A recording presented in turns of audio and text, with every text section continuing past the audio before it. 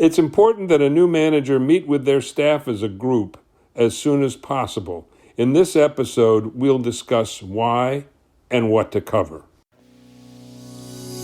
Hi, I'm Rick Kendall. And I'm Fred Ball. Welcome to Management Mastery.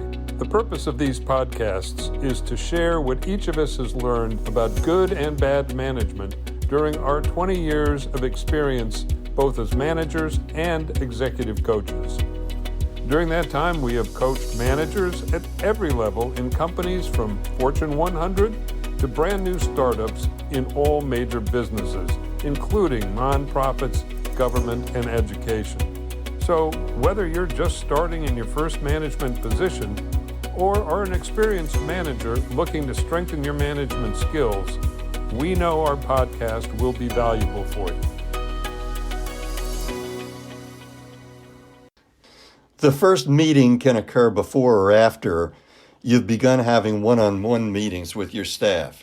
Today we're going to talk about the parts of your first staff meeting: introductions, the department itself and challenges, your management style, and goal setting. The more that you can be transparent about the challenges, management style, and goals, the faster and more effectively the team will function. It will save you time since staff will not have to meet at the water cooler to try to figure out how to deal with you. But before the first meeting, you need to do some preparation. Select the right day, the time of day, the meeting place, and one of the most important things, let's have some food.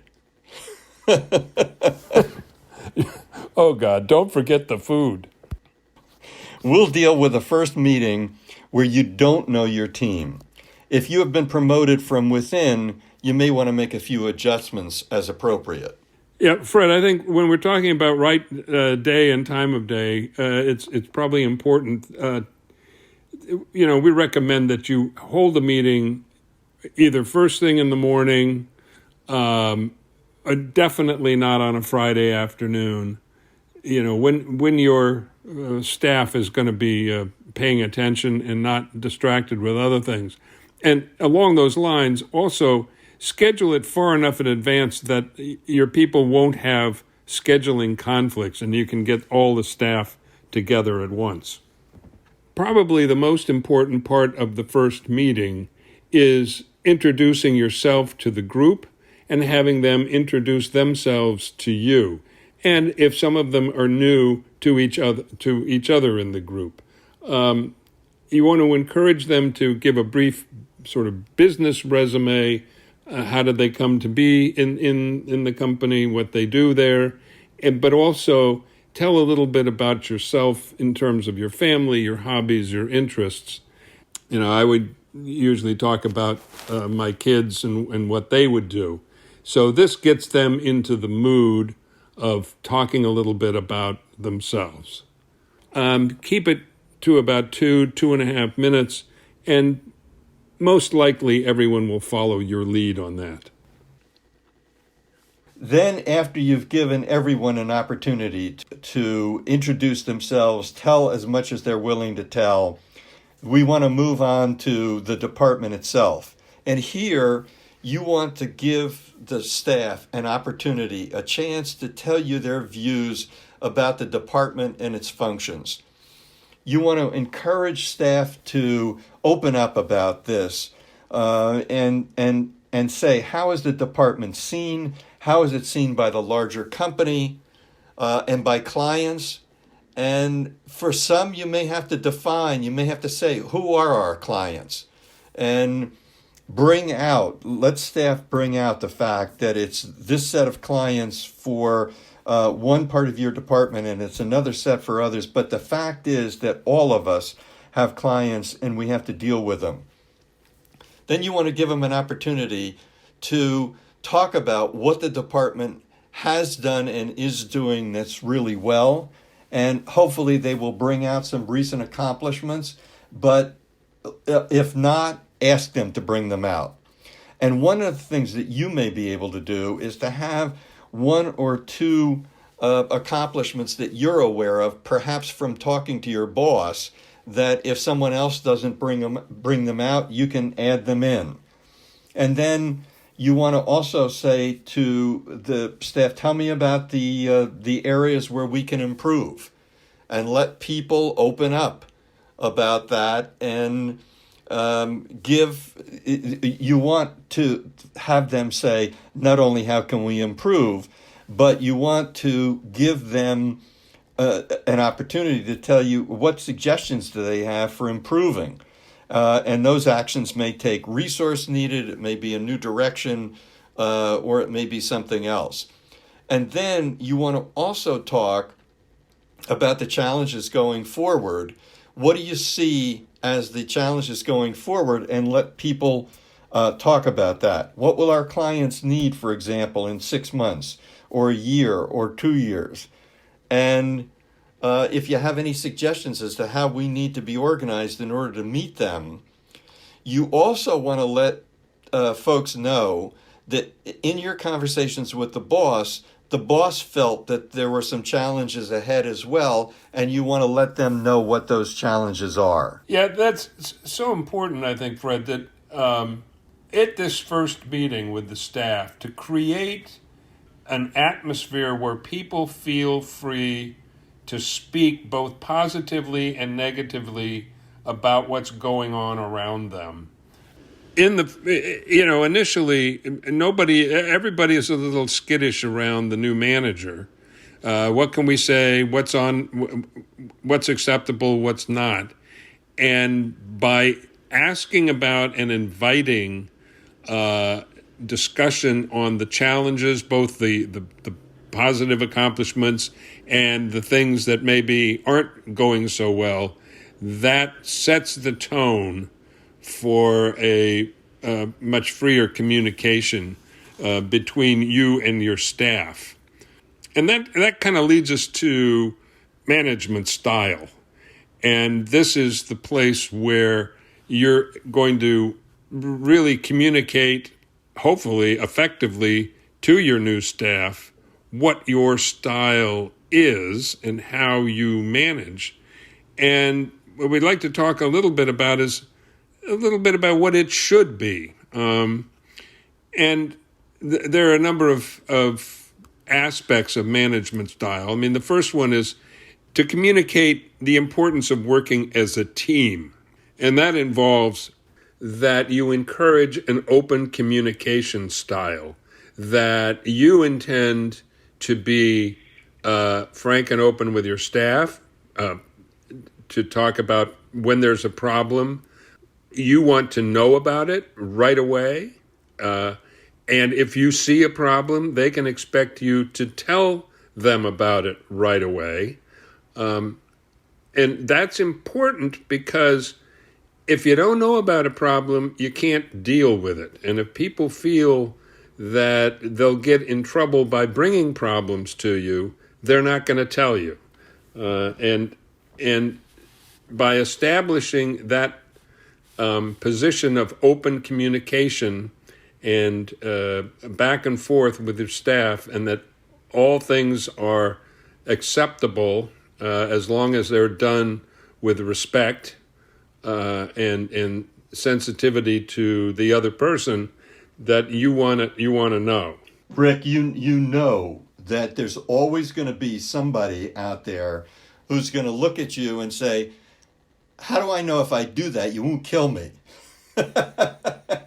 And you have to be prepared to laugh. And then what you have to do is you have to tell them, you're going to have to trust me on that. I need to know. Yeah, I absolutely, Fred. They're going to test you, if you will. The proof is going to be in your actual behavior when it happens. And the first person whose head you chop off is going to tell everybody else in the group, and that will be it for open communication with the boss. So you have to mean what you say, and believe me, you will be tempted to cut people's heads off every once in a while, and you've got to be very careful not to do that. That people have to feel that open communication with the boss is not going to get them fired. not telling you when there is a problem, when there is, that can get you in trouble. And it's important to hold to that. And the time that will be the biggest challenge for you is when you're under stress and they're under stress.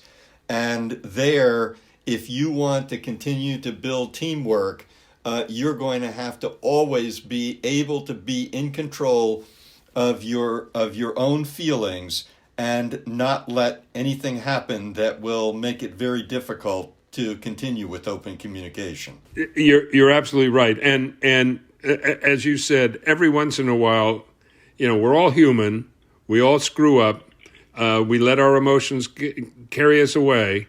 And as the boss, it's up to you when that happens to make it right with the employee whose head you cut off. That is, you've got to go to them or, one-on-one and say, look, I was a little out of line. You were right to bring me the problem, and make sure that they feel that they are not being punished for communicating openly about something. I agree. Let's talk a little bit more about what your goal-setting process should be and why. People need to be clear on their expectations. They need to set goals that are measurable and achievable, and that people can agree what success looks like.